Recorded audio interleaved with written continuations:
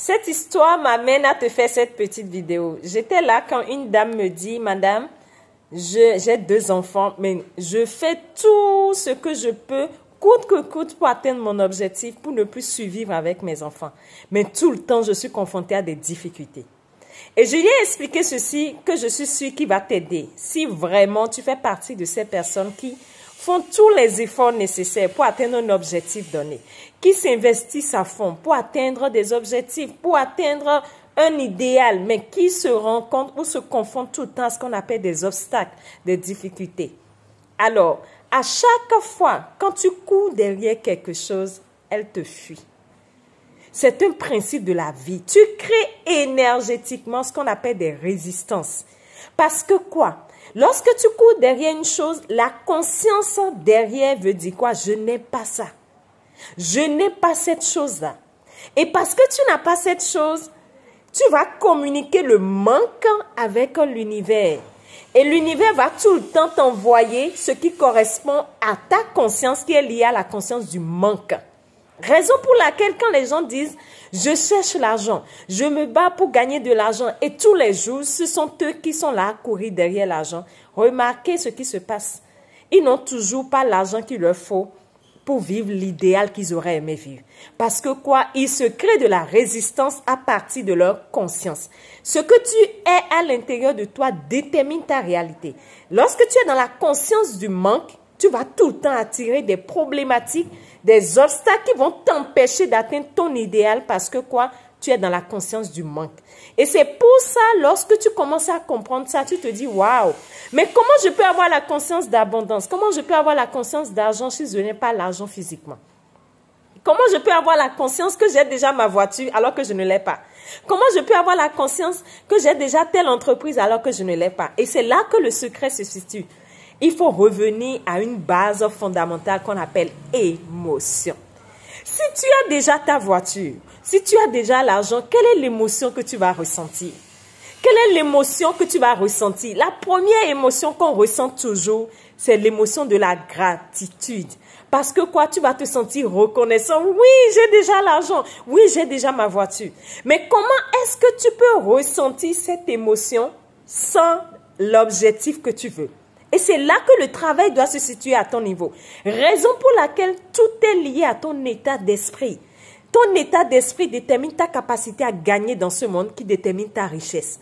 Donc, tu te reconcentres sur l'émotion que tu aurais aimé ressentir si tu as déjà atteint ton objectif. Et l'émotion de base, c'est la gratitude.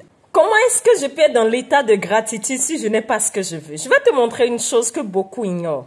Le mouvement crée l'émotion. Lorsque tu te réveilles le matin et c'est toi dans ta boutique ou c'est toi au boulot, tu es comme ça, tu es triste ou tu réfléchis parce que tu as des soucis. Énergétiquement, tu es connecté à ce qu'on appelle le manque automatiquement. Il n'y a rien à faire parce que tu communiques avec les lois de l'univers. Et les lois de l'univers communiquent avec nous en fonction de notre énergie. Si tu me suis depuis un moment, j'ai déjà expliqué que nous sommes de l'énergie et qui tu es en tant qu'énergie communique avec les lois de l'univers. Et ce sont ces lois, la loi d'attraction, la loi de vibration qui t'influencent et envoient dans ta vie des opportunités, des solutions, des personnes qui vont venir amplifier ton état d'esprit. Je vais te montrer une chose. Commence à faire ce mouvement avec moi, simplement, tout doucement. Tout doucement. Fais-y, fais-le. Tu vas voir quelque chose. Commence à le faire tout doucement. Tout doucement, comme devant une chorale où on le fait tout doucement, lentement, ralentir. Ralentir, ralentir. On va augmenter le rythme un peu. Tu dois constater que quelque chose se passe. On augmente, on augmente, on augmente, on augmente, on augmente. Rapidement, rapidement, rapidement, rapidement, rapidement.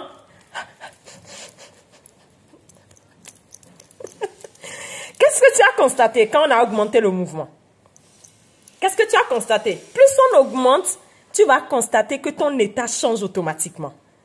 Plus on augmente le mouvement, ton état change automatiquement. Si tu étais triste, si tu étais pâle, si tu étais juste là, timide, automatiquement que tu changes le rythme, la cadence du mouvement, ton état d'esprit change. Et quand tu comprends que le mouvement crée l'émotion, tu commences à faire attention. Et il n'y a pas que le mouvement, il y a les respirations qui influencent l'émotion. Je ne pourrais pas te montrer ça durant cette vidéo.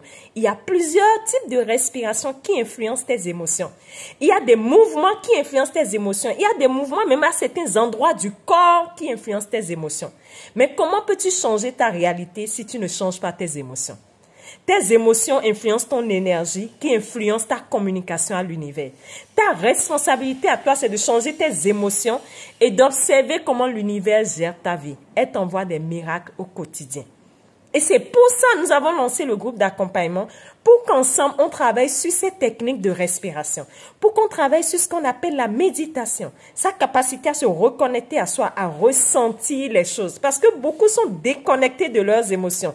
Ils ne savent pas quand ils sont en joie, ils ne savent pas quand ils sont tristes, ils ne savent pas quand ils sont heureux, ils ne savent pas quand ils sont dans la plénitude. Ils mélangent toutes les émotions parce qu'ils ne savent pas distinguer X de Y. Nous allons travailler sur ces aspects-là. Nous allons travailler sur les mouvements qui peuvent t'aider à ressentir les choses de l'intérieur.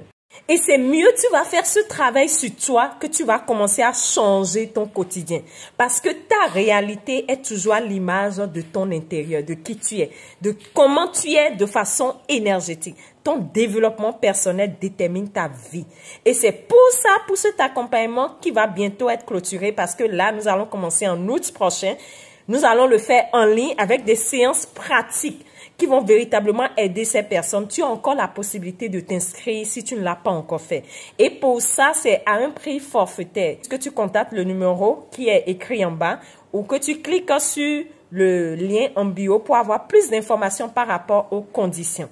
Et c'est une communauté de personnes en or. La force est le pouvoir intérieur. Et mieux tu te reconnais à qui tu es de l'intérieur, mieux tu fais ressortir la lumière que tu es et ta réalité est influencée automatiquement. Alors rejoins-nous si ce que je dis fait sens pour toi. Si tu as envie d'en apprendre davantage sur toi pour renforcer cette capacité de toi à influencer ta réalité, rejoins-nous, écris un numéro, on te donnera toutes les conditions nécessaires pour que tu fasses partie de cette communauté inédite. Force, pouvoir intérieur. À notre prochaine vidéo pour une nouvelle astuce. Je vous aime.